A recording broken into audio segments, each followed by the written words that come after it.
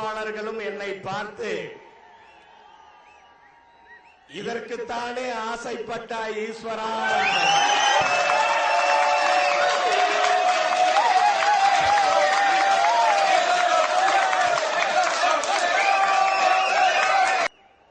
எத்தனை கேள்விகள், எத்தனை விமர்சனங்கள். மறுபடியும் இந்த கொங்கு நாடு ஒற்றுமைப்படுமா? மாநாட்டுக்கு எவ்வளவு பேர் வருவார்கள் என்ற ஏளனம் அத்தனையும் பொய்யாக்கி காட்டிய அத்துணை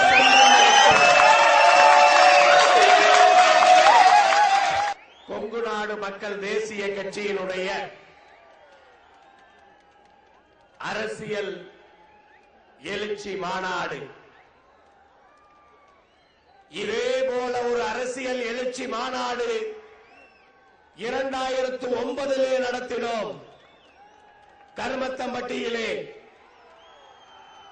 2009 பாராளுமன்ற தேர்தலிலே கொங்கு நாட்டிலே ஜெயிக்கிறவனை எல்லாம் தோற்கடித்தோம்.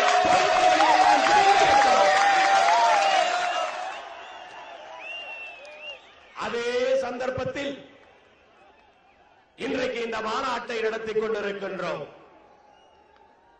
பாராளுமன்ற தேர்தல் வரவிருக்கின்றது.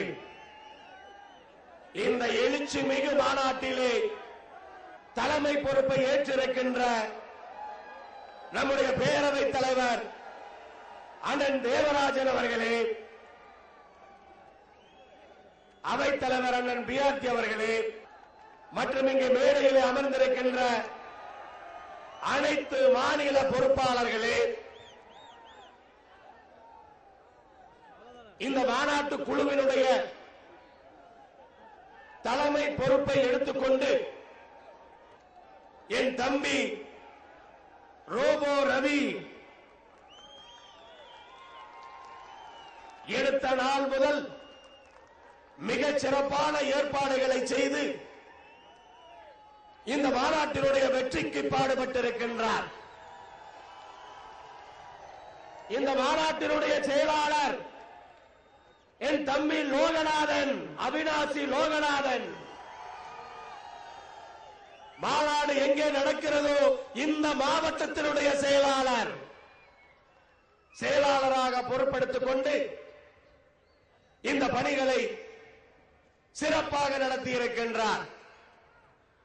இந்த மாநாட்டினுடைய பொருளாளர் பதவி என்பது கொஞ்சம் சிரமமான பதவி. அப்படிப்பட்ட அந்த பதவியை என் தம்பி SR குமார் எடுத்துக்கொண்டு மிகச் சிறப்பாக இங்கே பணியாற்றி இருக்கிறார்கள். இங்கே வாளை அணிவித்து சால்வை அணிவித்து அவர்கள் 3 பேரையும் பாராட்டினோம். அவர்கள் 3 பேர் மட்டும் பணியாற்றியதாக அர்த்தமல்ல. அவர்களோடு இந்த 2 மாவட்டத்தையும் சேர்ந்தவர்கள், திருப்பூர் மாநகரத்தைச் சேர்ந்த பல பேர், ஆயிரக்கணக்கான பொறுப்பாளர்கள் இந்த மாநாட்டிற்காக தங்களுடைய ரத்தத்தை தெளித்திருக்கிறார்கள். அதேபோல இந்த மாவட்டத்தை சார்ந்தவர்கள் இங்கே மாலை அணிவித்தார்கள். நாம் அவர்களுக்கு மாலை அணிவிக்க வேண்டும்.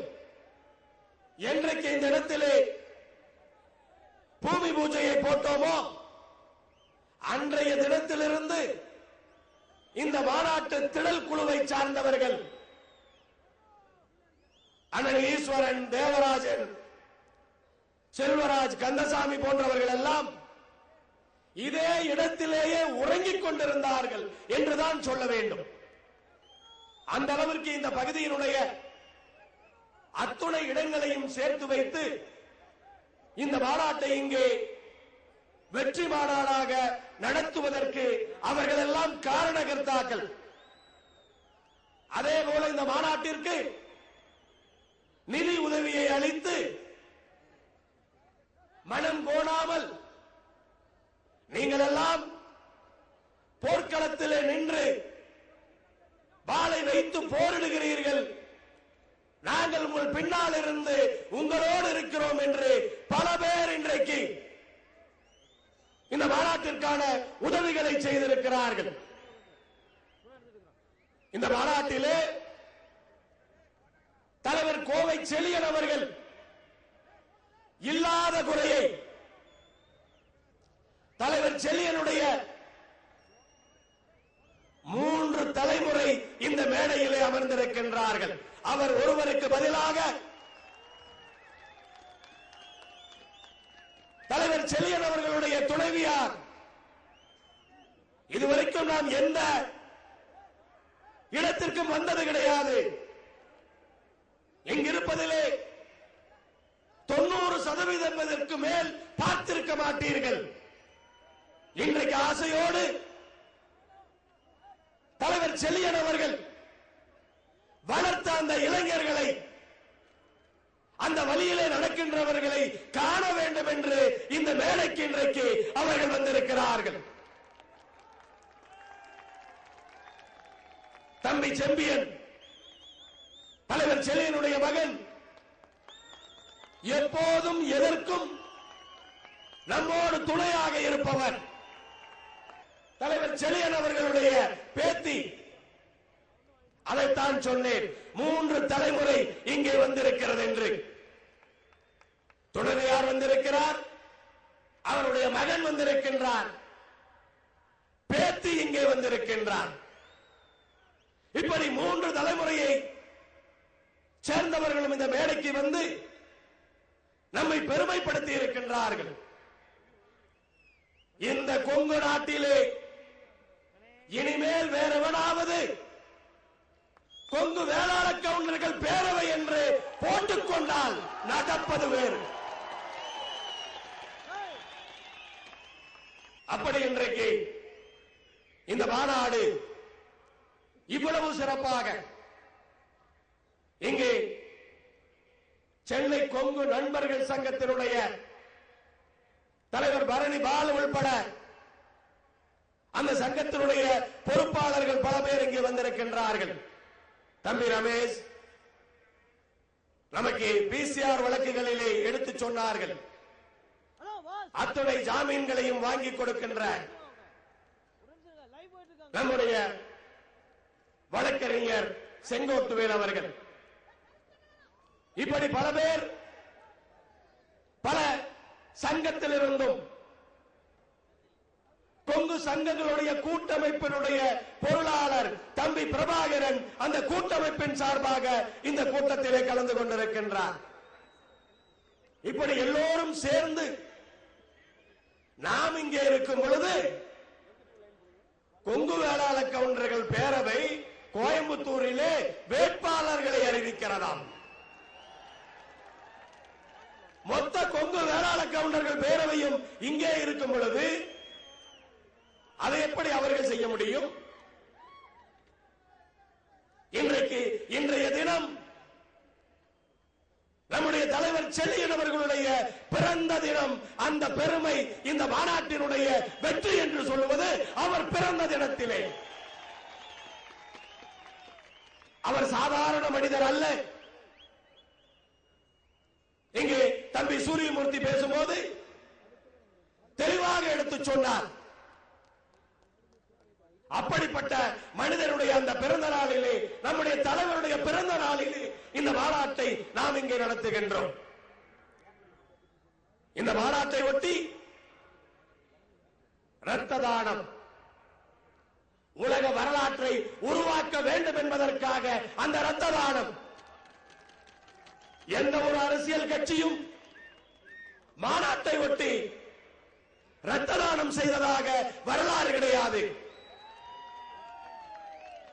10,000 பேர் இரத்த தானம் செய்ய வேண்டும் என்று இலக்கு வைத்து 12,000 பேரை தாண்டி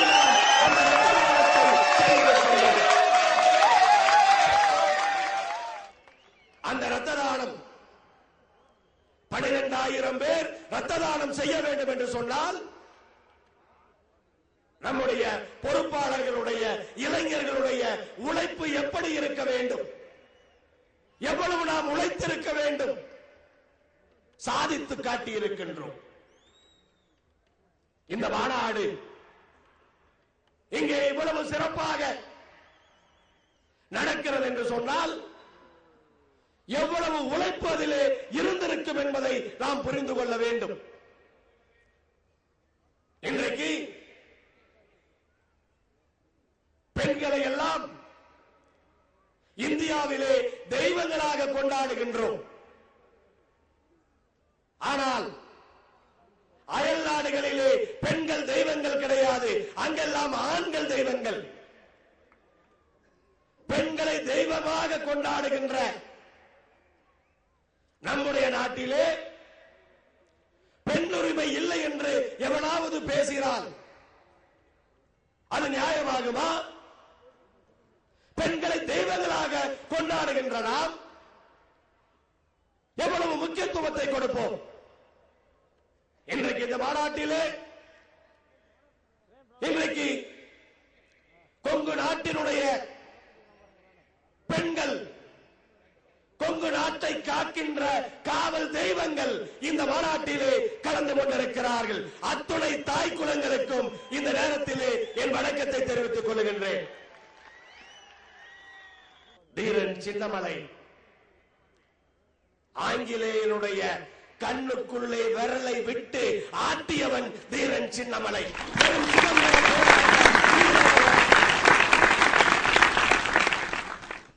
ஆங்கிலேய படையை 3 முறை வெற்றி கண்ட ஒரு வீரன் உண்டு என்று சொன்னால் அது தீரன் சின்னமலை என்பதை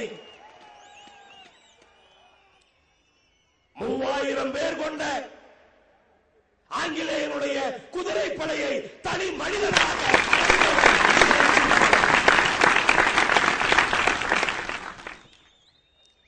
அந்த தலைவன் தீரன் சின்னமலை மறையும் போது வீரத்தை இந்த கொங்கு மண்ணிலே விதைத்து சென்றிருக்கின்றார். சும்மா மறையவில்லை. தீரன் சின்னமலை இன்றைக்கு உறங்கிக் கொண்டிருக்கலாம், ஆனால் அவன் விதைத்த விதை உறங்காது என்பதை இங்கே காட்டியிருக்கின்றீர்கள்.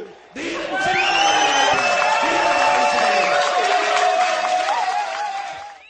நீங்கள் தான் இந்த கொங்கு நாட்டினுடைய எதிர்காலம். கொங்கு நாடு மக்கள் தேசிய கட்சியை வழிநடத்துபவர்கள் இந்த இளைஞர் அணியை சார்ந்தவர்கள் என்பதை எல்லோரும் புரிந்து கொள்ள வேண்டும்.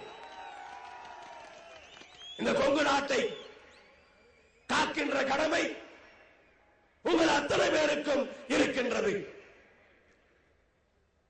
கொங்கு நாட்டினுடைய பல புள்ளி விவரங்களை நம்முடைய பொருளாளர் இங்கே சொல்லி சென்றிருக்கின்றார். எனக்கு பழைய காலம் நினைவுக்கு வருகிறது. சரியான புள்ளி விவரங்களை மிக தெளிவாக நாம் எல்லாம் ஆச்சரியப்படுகின்ற வகையிலே இங்கே சொல்லி சென்றிருக்கின்றார். நம்முடைய துணை பொதுச் செயலாளர் சக்தி நடராஜ் அவர்களோ கூட்டணிக்கு ஒரு பக்கம் கதவை மூடி தாள் போட்டு சென்றிருக்கிறார். எல்லோரும் கதவை மூடுவார்கள், ஆனால் அவர் கதவை மூடி தாழ்பால் போட்டுவிட்டு சென்று விட்டார். அப்படி இந்த மாநாடு பல கோணத்திலே இன்றைக்கு பார்க்கப்படுகின்றது.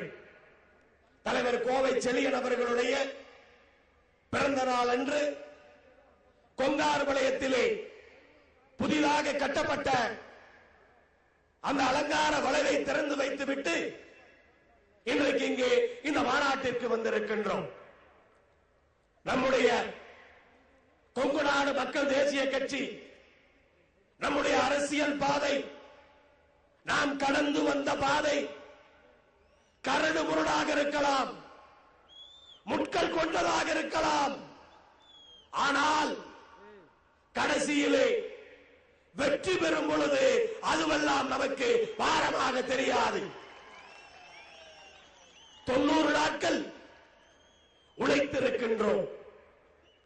ஆனால் இன்றைக்கு இவ்வளவு கூட்டம் நாம் எதிர்பார்த்ததை விட அதிகமான கூட்டம் கூடி கொங்கு நாட்டினுடைய ஒற்றுமையை காண்பிக்கும் பொழுது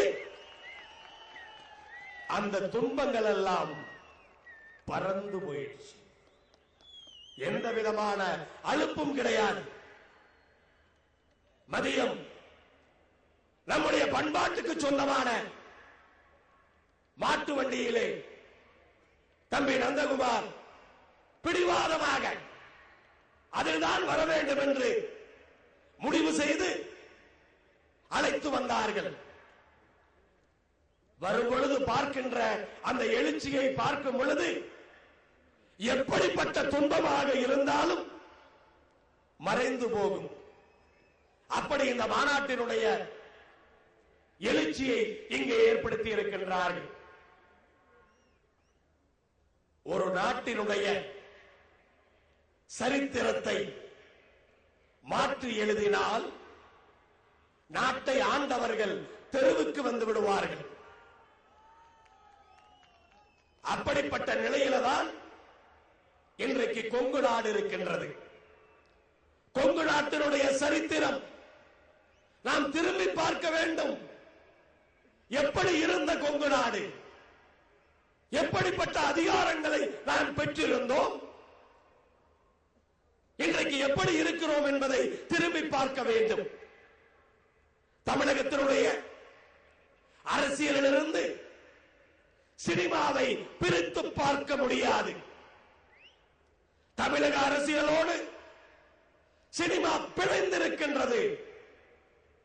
தமிழகத்துடைய முதலமைச்சர் அண்ணாவாக இருந்தாலும், கலைஞராக இருந்தாலும், எம்ஜிஆராக இருந்தாலும், செல்வி ஜெயலலிதா அவர்களாக இருந்தாலும் 4 பேருமே சினிமாவோடு தொடர்பு கொண்டவர்கள். இடையிலே திருமதி ஜானகி அவர்களை விட்டுவிட்டேன். அவர்களும் சினிமாவோடு தொடர்பு கொண்டவர்கள். சினிமாவையும் தமிழக அரசியலையும் பிரித்து பார்க்க முடியாது. சினிமாதான் தமிழகத்தினுடைய 4 முதலமைச்சர்களை அடையாளம் காட்டியது தமிழர்களுக்கு. ஆனால் அந்த 4 பேரையும் சினிமாவிற்கு அடையாளம் காட்டியது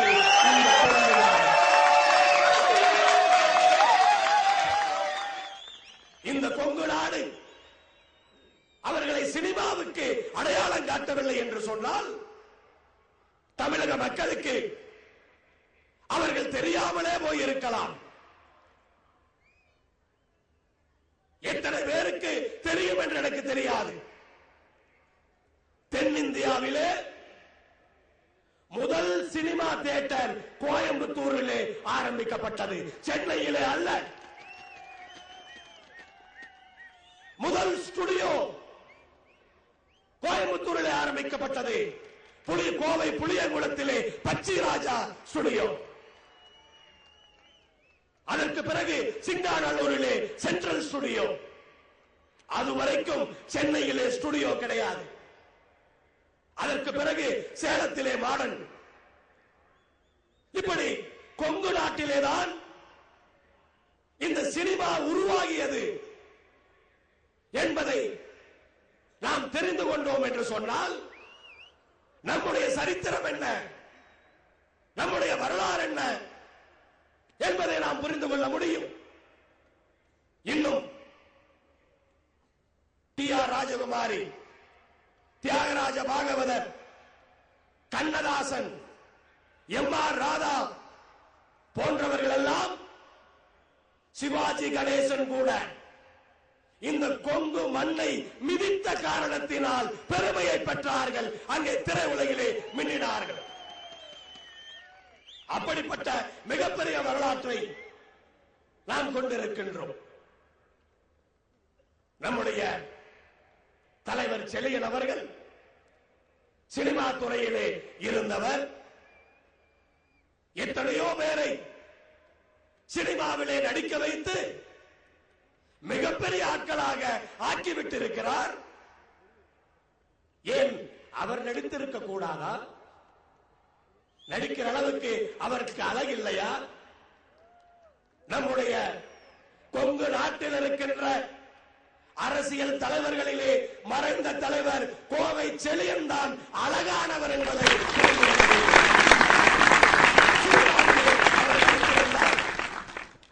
ஒருவேளை அவர் முதலமைச்சராக ஆகியிருக்க வாய்ப்பு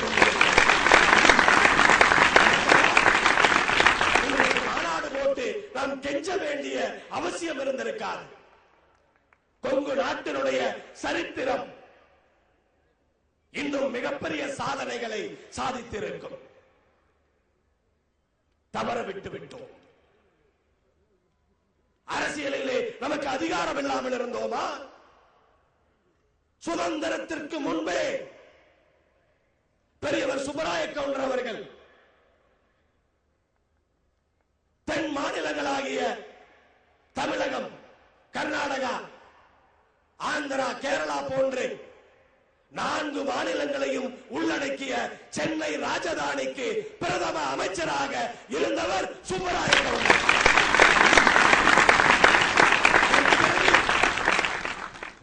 காமராஜர் முதலமைச்சரான போது நம்முடைய CS என்று அன்போடு அழைக்கின்றோமே, பசுமை புரட்சிக்கு வித்திட்டவர் ஐயா சி. சுப்பிரமணியம் அவர்கள் காமராஜரோடு அன்றைக்கு போட்டி போடுகின்றார். காமராஜர் வெற்றி பெற்று அன்றைக்கு முதலமைச்சராகின்றார். அன்றைய தினம் நம்முடைய ஐயா சி. சுப்பிரமணியம் அவர்கள் தமிழகத்தினுடைய முதலமைச்சராகி இருந்தால் கொங்கு நாட்டிலிருந்து ஒருவர் தமிழகத்தினுடைய முதலமைச்சரான அந்த வரலாற்றை படைத்திருப்பார். அவருடைய வழித்தோன்றல்கள் மறுபடியும் இந்த தமிழகத்திலே முதலமைச்சராக பொறுப்படுத்திருக்க முடியும். காமராஜர் ஆனால் என்ன, சி. சுப்பிரமணியம் ஆனால் என்ன, யார் தமிழகத்தினுடைய முதலமைச்சராக இருந்தால் என்ன என்று யோசிக்க தோன்றும். அப்படி அல்ல. காமராஜர் அவர்கள் அன்றைக்கு முதலமைச்சராக இருந்த காரணத்தினால் கன்னியாகுமரியை தமிழகத்திலே சேர்க்க வேண்டும் என்பதற்காக கொலுஞ்சாம்பாறை, அட்டப்பாடி பகுதிகளை கேரளாவிற்கு தாரை வார்த்தார். பல அணைகள், கொங்கு நாட்டிற்கு தண்ணீரை கொடுக்கின்ற அணைகள் கேரளாவுக்குள்ளே போனது. அட்டப்பாடியும் கொலுஞ்சாம்பாறையும் இன்றைக்கு கேரளாவுக்குள்ளே போகாமல் தமிழகத்திலே இருந்திருந்தால் இன்றைக்கு கேரள அரசு கொங்கு தமிழனை அங்கிருந்து துரத்துவதற்கு முயற்சி எடுத்திருப்பார்களா? அந்த பிரச்சனை இன்றைக்கு வந்திருக்குமா? அப்ப இந்த கொங்கு நாட்டை சார்ந்தவர் முதலமைச்சர் ஆகாத காரணத்தினால் கொங்கு தமிழர் தன்னுடைய உரிமையை இன்றைக்கு இழந்திருக்கிறார். யோசித்து பார்க்க வேண்டும். அந்த அரசியல் அங்கீகாரம் என்று சொன்னால் அது நம்மை எப்படி வாழ வைக்கும் என்று யோசித்து பார்க்க வேண்டும்.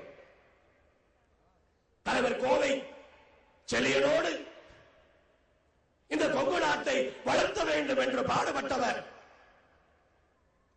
ஐயா அரூர் முத்துக்கவுண்டர் அவர்கள். அப்படி இவர்களெல்லாம் ஒன்று சேர்ந்து மிகச் சிறப்பாக பணியாற்றிய காரணத்தினால் இன்றைக்கு நம்முடைய அமைப்பை வளர்த்து இவ்வளவு பெரிய மாநாட்டை நம்மால் போட முடிகின்றது. இந்த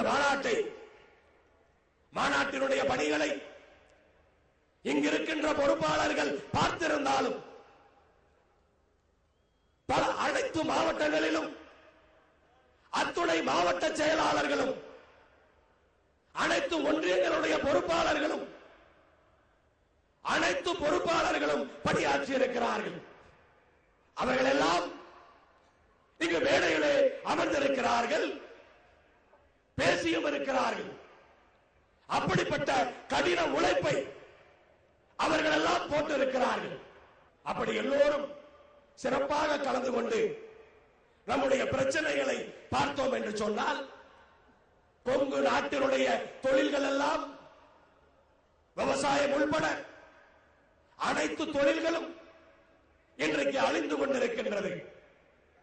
எந்த தொழிலை எடுத்தாலும் மிகச்சிறப்பாக இருந்த நாம் காய்கறியை எடுத்தோம் என்று சொன்னால் 70% கொங்கு நாட்டிலே உற்பத்தி செய்கின்றோம். கோழிப்பண்ணை எடுத்துக்கொண்டால் 80%, பால் உற்பத்தியை எடுத்துக்கொண்டால் 50%, லாரி தொழிலை எடுத்துக்கொண்டால் இந்தியாவில் இருக்கிற மொத்த லாரிகளிலே 10% லாரி கொங்கு நாட்டிலே இருக்கின்றது. ரிக்கை எடுத்துக்கொண்டால் இந்தியாவிலேயே 80% ரிக்கு தொழில் இந்த கொங்கு நாட்டில் இருக்கின்றது.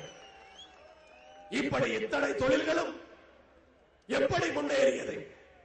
கொங்கு நாட்டுக்காரனுடைய நாணயம், நேர்மை, கடின உழைப்பு.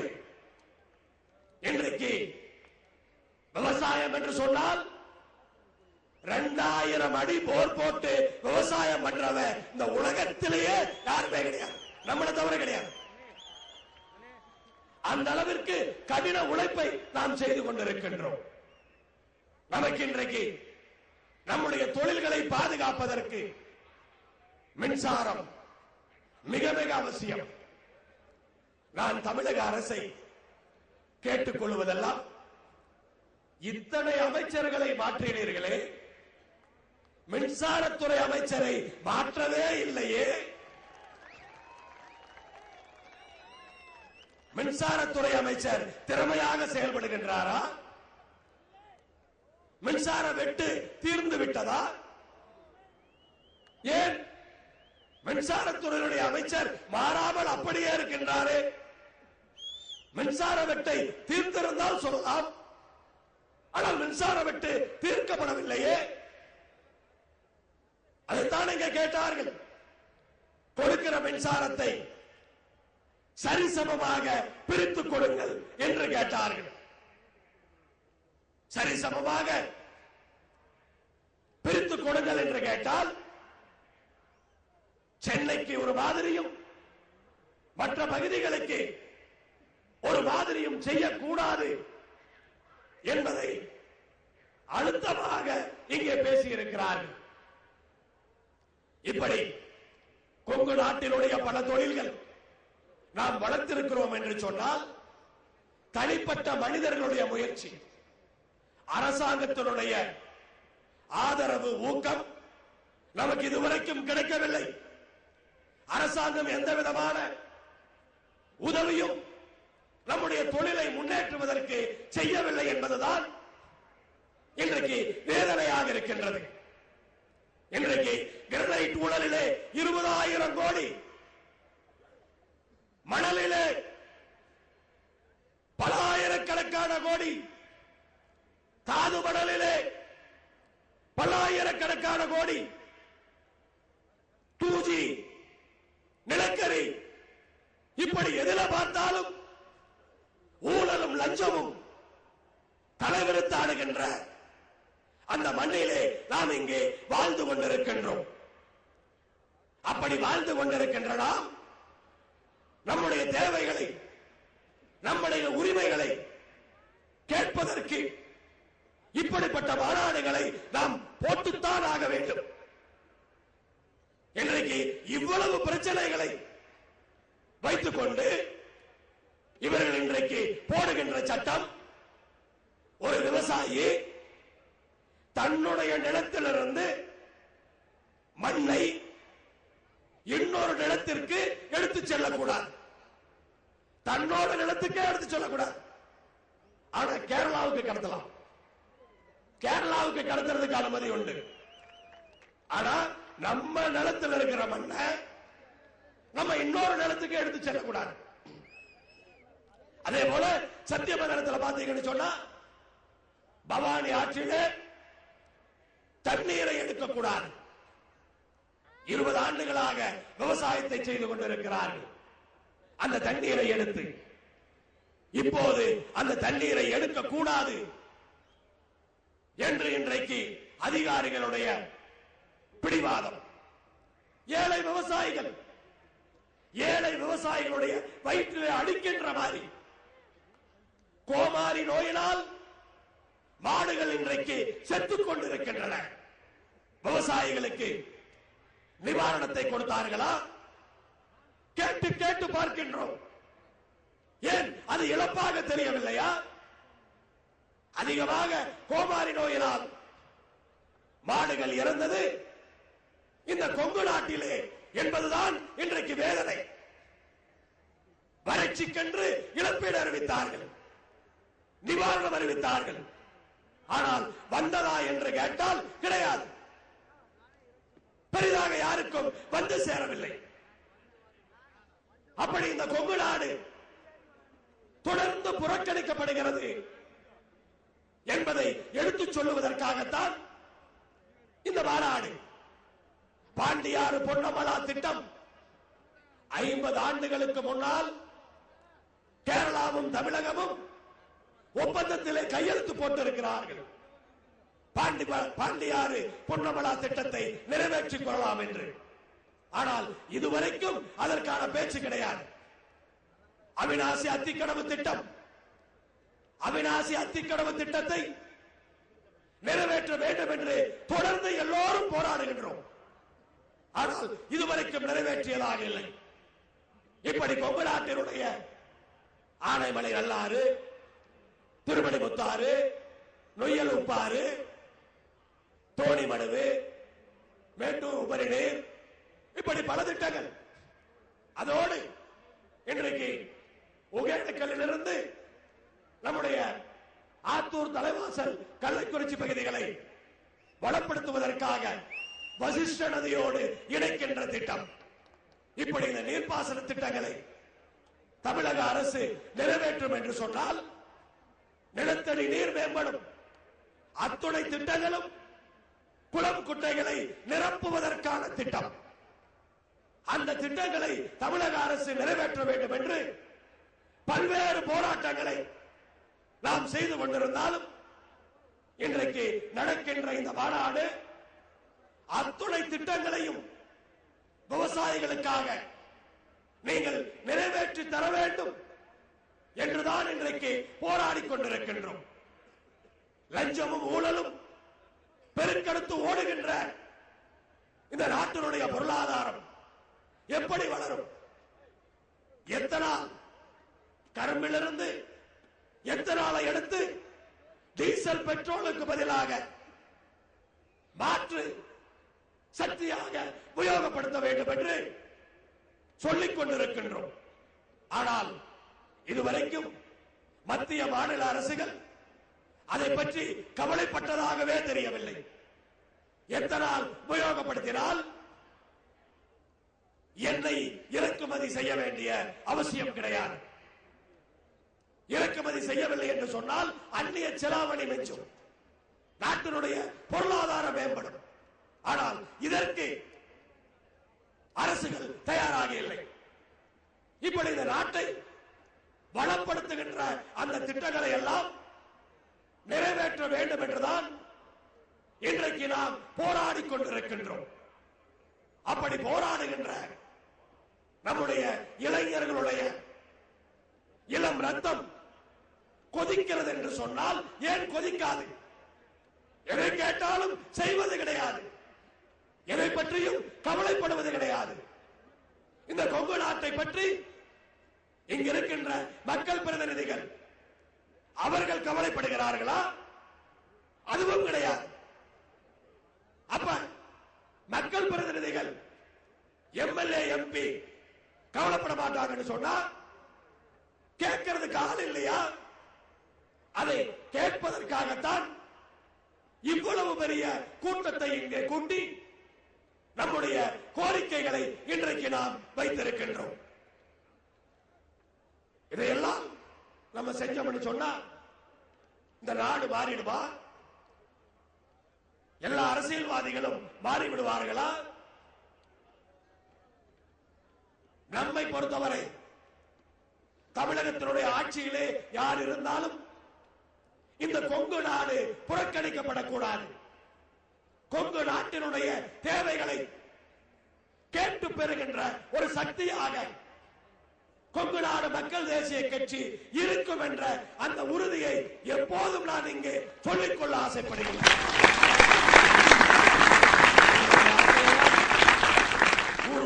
ஊரூராக சுற்றி வருகின்றேன். என்னுடைய ஆசை எல்லாம் ஒரு பக்கம் இந்த கொங்கு நாட்டை வளப்படுத்த வேண்டும் என்று இருந்தாலும் என்னை பொறுத்தவரை இந்த கொங்கு நாட்டில் இருக்கிற என்னுடைய அண்ணனுக்கு கால் இல்லை என்று சொன்னால் அவனுடைய காலாக இருக்க நான் ஆசைப்படுகின்றேன். என்னுடைய தம்பிக்கு கை இல்லை என்று சொன்னால் என் தம்பியினுடைய கையாக இருக்க நான் ஆசைப்படுகின்றேன். எந்த குடும்பமாவது குடும்ப தலைவனை இழந்தால் அந்த குடும்பத்திற்கு பாதுகாப்பாக இருக்க வேண்டும் என்று ஆசைப்படுகின்றேன். இந்த கொங்கு நாட்டிலே பிறந்திருக்கின்ற அத்துணை இளைஞர்களுக்கும் வேலை கிடைக்க வேண்டும், கல்லூரியிலே இடம் கிடைக்க வேண்டும், கல்யாணம் செய்வதற்கு பெண்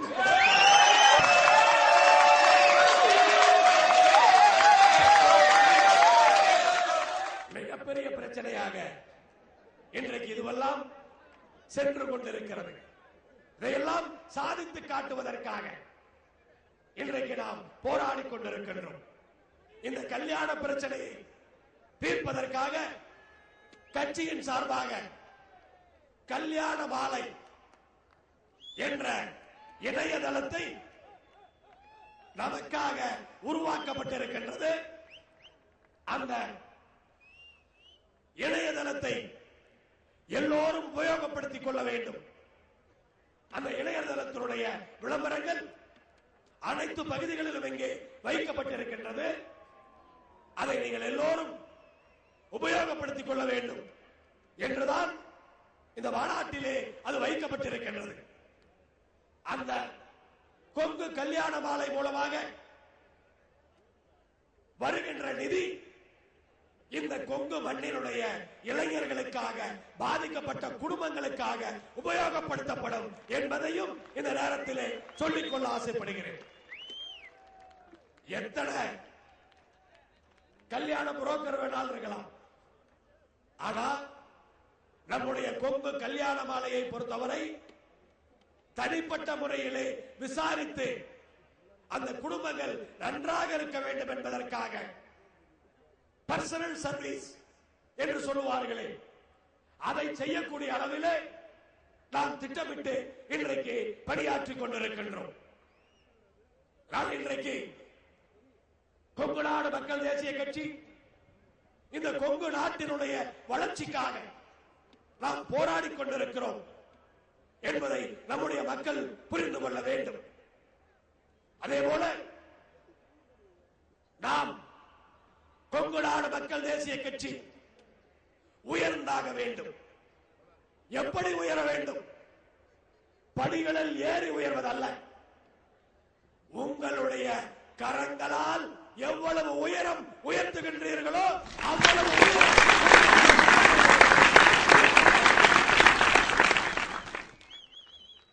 இளைஞர்களுடைய, கொங்கு நாட்டு மக்களுடைய கரங்களால் நம்மை உயர்த்துகின்ற வரைக்கும் நான் ஓய மாட்டேன். ஊரூராக நடப்பேன், காடு மேடாக நடப்பேன், உயராமல்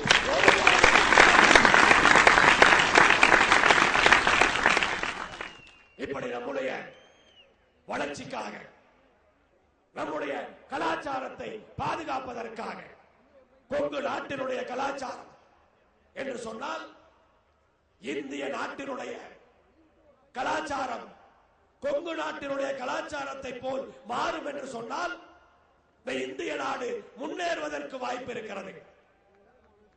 பல வெளிநாடுகள் இன்றைக்கு அழிந்து கொண்டிருக்கிறார்கள் பொருளாதாரத்திலே என்று சொன்னால் கலாச்சாரத்திலே சீர்கெட்டு போயிருக்கிறார்கள்.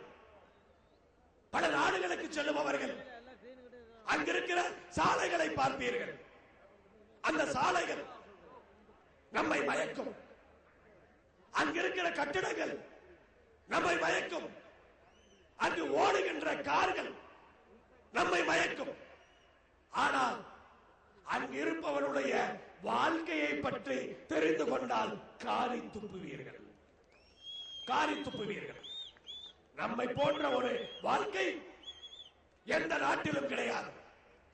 இந்த கலாச்சாரம், நம்முடைய பண்பாடு காக்கப்பட வேண்டும். அதற்கு பாடுபடுகின்ற இயக்கமாக இந்த கொங்கு நாடு புறக்கணிக்கப்படக்கூடாது. யார் அரசியலுக்கு வந்தாலும், யார் தமிழகத்தை ஆண்டாலும் கொங்கு நாட்டை புறக்கணிக்க கூடாது என்பதை வலியுறுத்துகின்ற கொங்கு நாடு மக்கள் தேசிய கட்சியினுடைய இந்த மாநாடு வெற்றி மாநாடாக நடந்திருக்கிறது என்பதை இன்றைக்கு உலகம் அறியும். மாநாட்டினுடைய வெற்றி என்று சொல்லுவது மாநாட்டிற்கு முன்பாகவே நடந்திருக்கிறது என்பதை எடுத்து சொன்னார்கள். பாலுக்கு விலையும் கரும்புக்கு விலையும் பரிசீலிக்கப்பட்டிருக்கிறது. அது நம்முடைய மாநாடு நடப்பதற்கு முன்பே நாம் அடைந்த வெற்றி என்பதை நாம் புரிந்து கொள்ள வேண்டும். அப்படி இந்த மாநாட்டினுடைய தீர்மானங்களாக 50 தீர்மானங்கள் நிறைவேற்றப்பட்டிருக்கிறது. அந்த 50 தீர்மானங்களும் இந்த கொங்கு நாட்டினுடைய வளர்ச்சிக்கான தீர்மானங்கள்.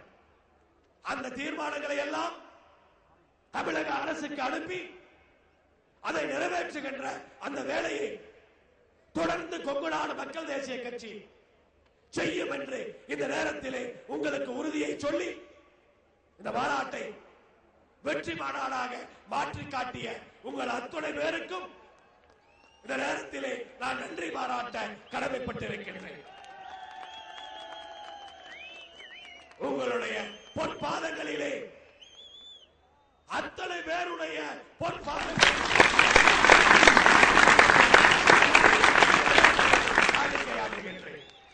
கொங்கு நாடு மக்கள் தேசிய கட்சி இன்றைக்கு நடத்தி இருக்கிற மாநாடு ஊடகங்களிலே பத்திரிகையாளர்கள் என்னிடத்திலே கேட்பதெல்லாம், நீங்கள் நடத்துகின்ற மாநாடு வருகின்ற பாராளுமன்ற தேர்தலிலே பாதிப்பை ஏற்படுத்துமா? இதைத்தான் கேட்டுக் கொண்டிருக்கிறார். நம்முடைய துணை பொதுச் செயலாளர் ஒரு கருத்தை தெளிவு செய்து விட்டார். கண்டிப்பாக இந்த மாநாடு வருகின்ற பாராளுமன்ற தேர்தலிலே கொங்கு நாட்டினுடைய தேர்தல் முடிவுகளை மாற்றக்கூடியதாக இருக்கும்.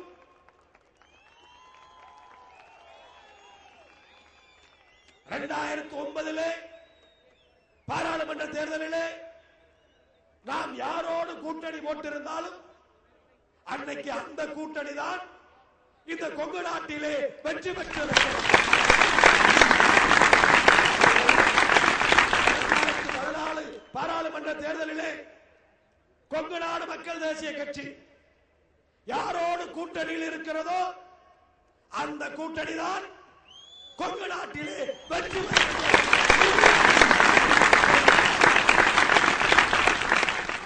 நம்முடைய கூட்டணி முடிவுகளை ஜனவரி மாதத்தில் நடக்கின்ற அந்த பொதுக்குழுவிலே நம்முடைய பொறுப்பாளர்கள் எல்லாம் அமர்ந்து முடிவு செய்ய இருக்கின்றோம்.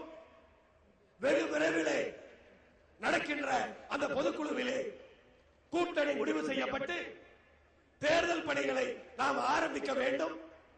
மூன்றாவது வாரம் கண்டிப்பாக பொதுக்குழு நடக்கும். மறுபடியும் தேர்தலுக்கான திண்ணை கூட்டங்கள்,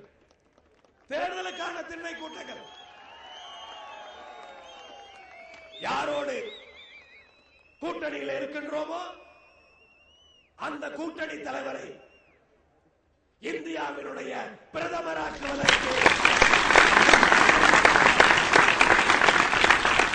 பணியாற்றுகின்ற இளைஞர்களை நாம் இங்கே பெற்றிருக்கின்றோம். இன்றைக்கு தமிழகத்திலே அதிகப்படியான இளைஞர்களை கொண்ட ஒரு கட்சி என்று சொன்னால் அது கொங்குநாடு மக்கள்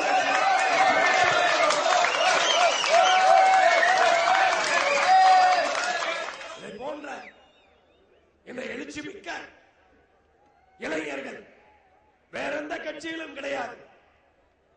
நீ பணம் கொடுத்து கூட்டிட்டு வந்தா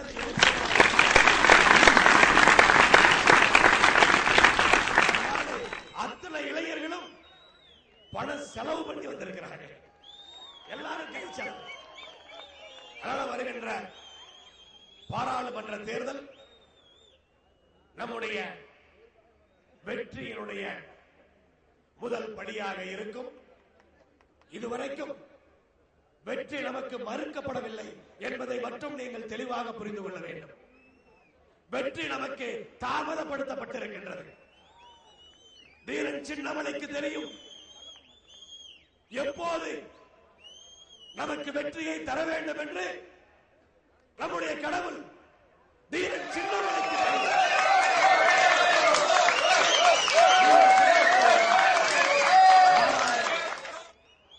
பாராளுமன்றத்துக்கு அனுப்ப வேண்டும், யாரை சட்டமன்றத்திற்கு அனுப்ப வேண்டும் என்று தீரன் சின்னமலைக்கு தெரியும். இதற்கு முன்னால் வெற்றி பெற்றிருந்தால் ஒருவேளை தவறுகள் நடந்திருப்பதற்கு வாய்ப்பு இருக்கின்றது.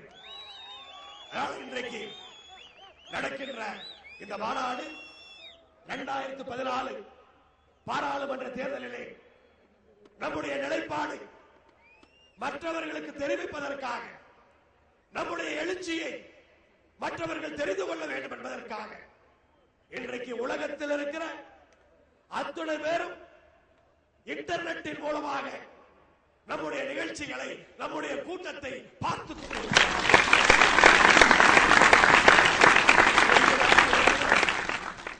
அத்துணை இளைஞர்களும் ஜாதிகளுக்கு அப்பாற்பட்டு அரசியல் கட்சி வேறுபாடுகளை மறந்து நாம் வாழுகின்ற இந்த கொங்கு நாடுதான் முக்கியம் என்று கருதினால் அத்துணை பேரும் கொங்கு நாடு மக்கள் தேசிய கட்சியிலே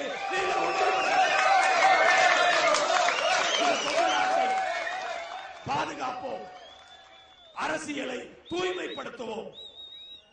அரசியல் சாக்கடை என்று நாம் பயப்படவில்லை. சாக்கடைக்குள்ளே குதித்திருக்கின்றோம். சுத்தப்படுத்தாமல் மேலே வரமாட்டோம், சுத்தப்படுத்தியே தீர்வோம்.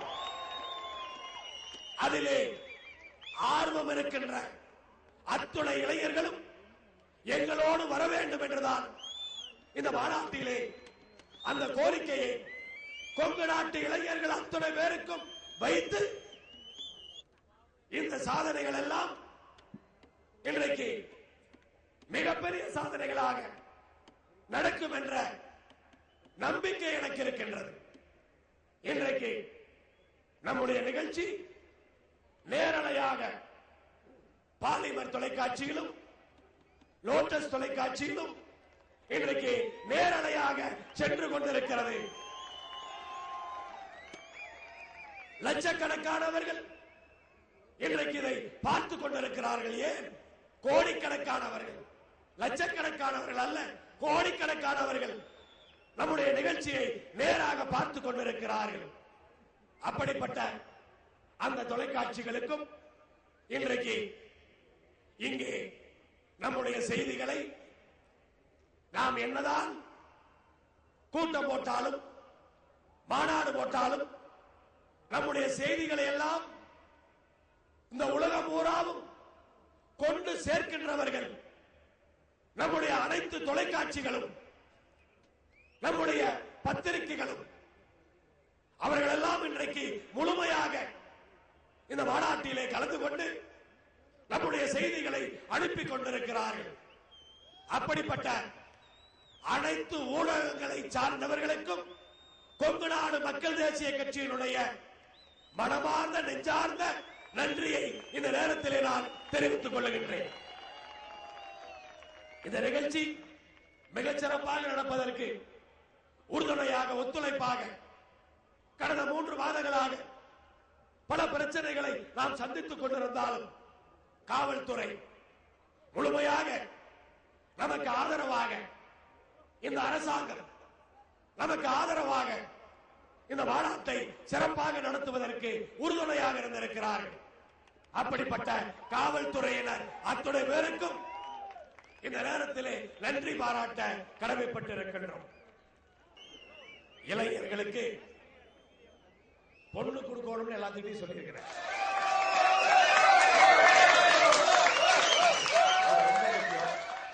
ஆனா இருந்தாலும் இன்றைக்கு காலையிலிருந்து யூனிஃபார்ம் போட்டவங்களுக்கு கண்டிப்பா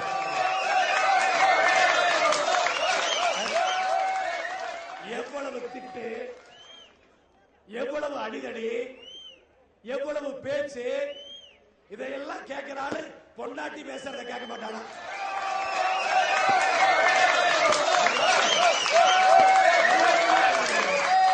தமிழ்நாடு மக்கள் தேசிய கட்சியில ஒரு இளைஞன் தன்னை இணைத்துக் கொண்டான் என்று சொன்னால் தைரியமாக பெண் கொடுக்கலாம். நான் கேரண்டி.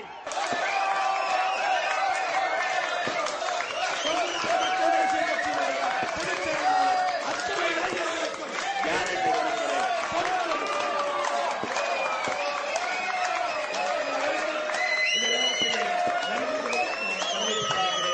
இன்றைக்கு கொங்கு நாட்டின் பிளக்ஸ கிழிச்சவனுக்கும் நம்ம நன்றி தான்.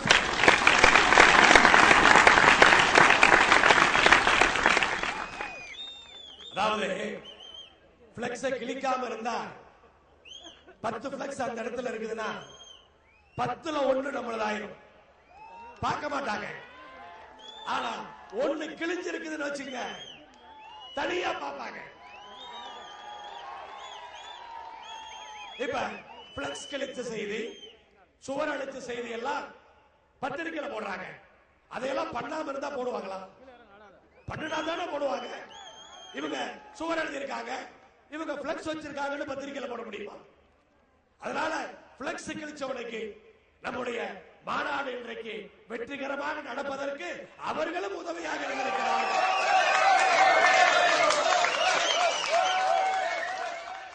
ஆனா அது ஒரு பொழப்பா? அதையும் யோசித்து பார்க்க வேண்டும்.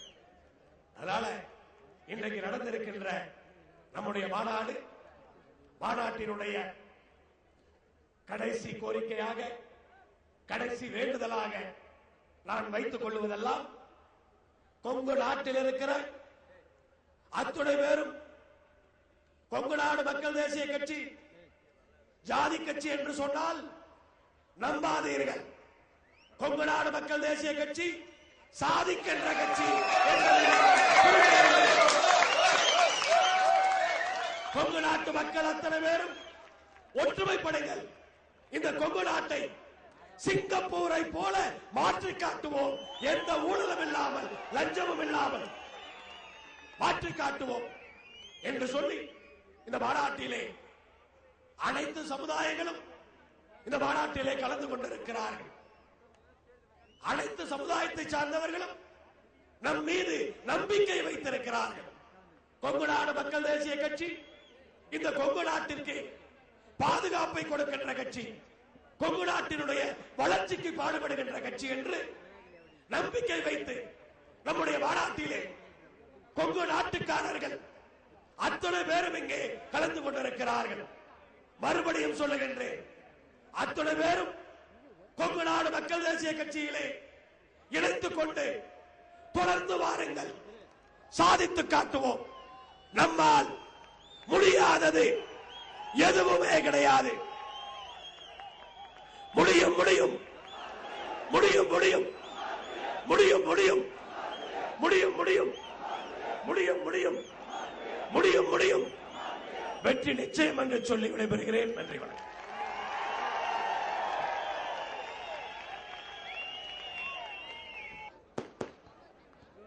ஒவ்வொருவரும் நீங்கள் காட்டிய எழுச்சியும் காட்டிய வேகமும் இந்த மாநாட்டு திடலோடு நிறுத்திக் கொள்ள வேண்டும். ஓட்டுகின்ற வாகனத்திலே காட்டக்கூடாது. எல்லோரும் பொறுப்பாக, பொறுமையாக வீட்டுக்கு சென்று சேர வேண்டும். எப்போதும் போல நீங்கள் எல்லாம் வீட்டுக்கு சென்று சேர்ந்தவெல்லாம் அந்தந்த மாவட்டத்திலிருந்து எனக்கு தொலைபேசியிலோ அல்லது SMS-இலோ நீங்கள் செய்தியை தர வேண்டும். எப்போதும் போல இன்றைக்கும் பத்திரமாக நீங்கள் சென்று சேர்ந்து விட்டீர்கள் என்ற செய்தி என் காதுகளுக்கு வர வேண்டும். எனக்கு அந்த நிம்மதியை நீங்கள் கொடுக்க வேண்டும் என்று அன்போடு உங்களை கேட்டுக்கொள்கிறேன்.